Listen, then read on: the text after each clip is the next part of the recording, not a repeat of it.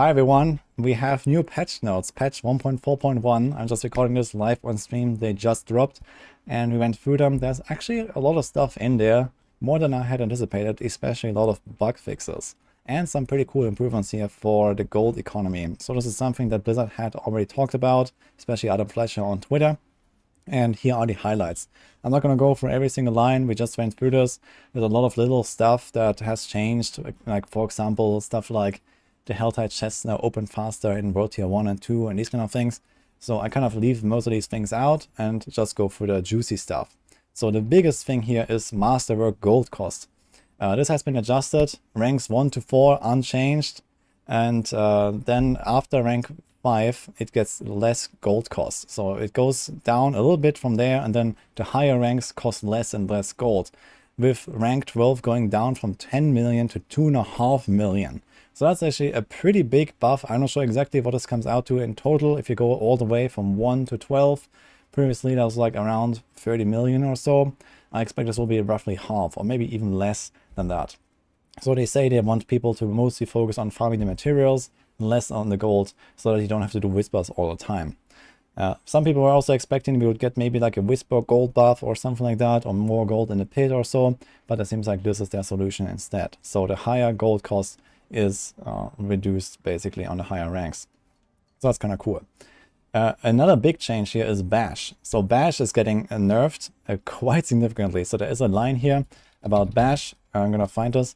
So here it says, fix an issue where Barbarian's Bash was dealing multiplicative damage instead of additive damage when combined with the tempering affix that causes Bash to cleave.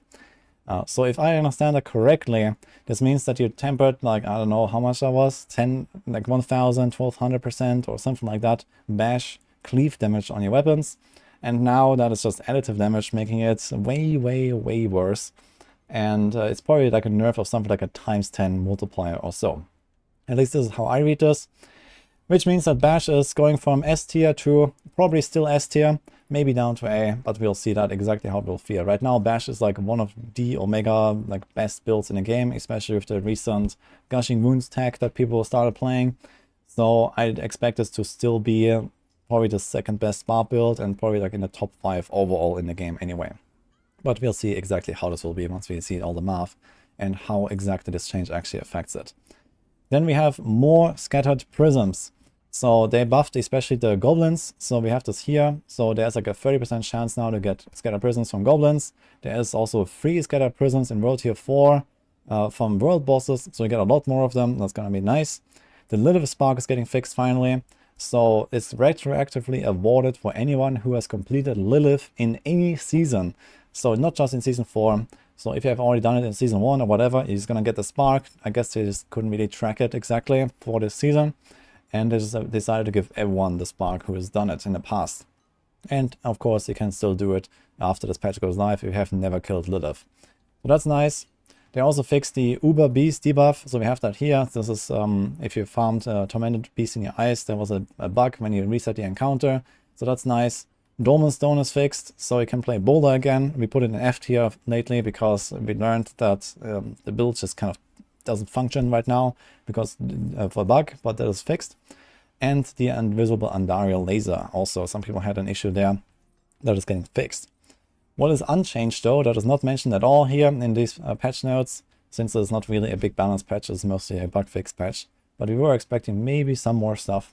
Victimize for rogues is unchanged, so I guess that will be taken care of at a later point. Stygian Stones, I just recorded a video about that point as well.